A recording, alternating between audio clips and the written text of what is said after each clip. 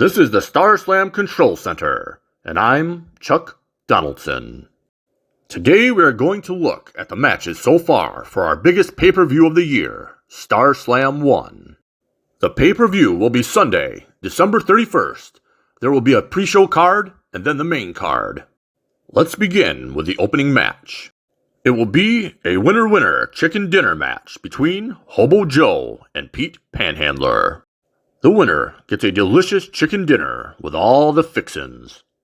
Hobo Joe had this to say. First, I want to clear something up. I am a hobo. A hobo travels from town to town and picks up the odd job here and there. A bum like you, Pete Panhandler, does not travel and does not work. A bum is irresponsible, shiftless, and often a drunk. Hobos travel and are willing to work. Bums don't travel and don't work. So Chuck Donaldson, get your facts straight. Don't compare me to a piece of shit like Pete Panhandler. I'm going to kick his ass at Star Slam and get that chicken dinner. Then I will head into 2024 with a full belly. Sometimes one fall is not enough, and you need two, or in this case, 3 falls to determine a winner. 2 of the best wrestling purists in the world will face off at Star Slam 1. These 2 men are Luther Sharkson and Seth Starks. Seth Starks had this to say. I am so excited for this match against Luther Sharkson. 2 out of 3 falls. How awesome is that? God, I hope it goes 3 falls. The longer I'm in that ring wrestling, the better. Luther Sharkson, you are good. Very good. But I am younger and better than you are. I have been watching films of your matches for hours and hours and hours, studying your every move. You better be ready, Luther Sharkson, because I will be. The United States of America, many consider it to be one of the greatest countries on earth. But what if you were forced to leave the country you love and live in another country? That is the stipulation in the upcoming match between Law Dream and Thomas McKinney. The loser must leave the USA and live in another country, chosen by the winner. Banished for life and never to return. Thomas McKinney had this to say. There are many terrible countries I could pick for you to live in, Law Dream. Places like Afghanistan, Yemen, Syria, and Somalia. Don't worry, I am not going to send you to one of those countries when I beat you. I am thinking about sending you somewhere close to home. Perhaps Mexico. It is so close to the United States. So close you can smell the freedom in the air. How about Cuba? Just off the coast of Florida, but yet so far away, since you will be banned from re-entry. Star Slam is still 3 months away, so I have time to think. One thing is for sure. You will not like my decision. There are 2 men that hate each other more than anything. Those 2 men are Deathblow and Little Gung. They have been arch enemies for years and will finally settle their feud once and for all. Inside the cold confines of a steel cage. Little Gung had this to say. Deathblow, I'm not just gonna say maybe today.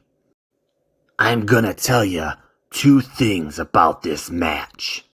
The first is that my pops, Gung Ho, will be the special guest referee. The second is that this will be the last time we will ever wrestle. There is a line in the match contract that states the following. After this match at Star Slam 1, Little Gung and Deathblow can never wrestle each other again. Win, lose, or draw, this is it, Deathblow. The last time we will ever face off in the ring. If you want to get away from a coworker that you hate, sometimes you need to leave the company. When Pistol Reed left the AWR and was drafted as the #1 pick, he thought he left old rivals behind. One of those old rivals followed him here to CPW, as he was the #3 pick in the same draft. Grazer the Clown, who tormented Pistol Reed in the AWR, has now returned for a rubber match. Grazer has recently threatened Pistol's daughter, who he kidnapped back in AWR. Pistol Reed had this to say. Grazer, you better stay away from my daughter. I'm not going through this shit again. You say bad things will happen.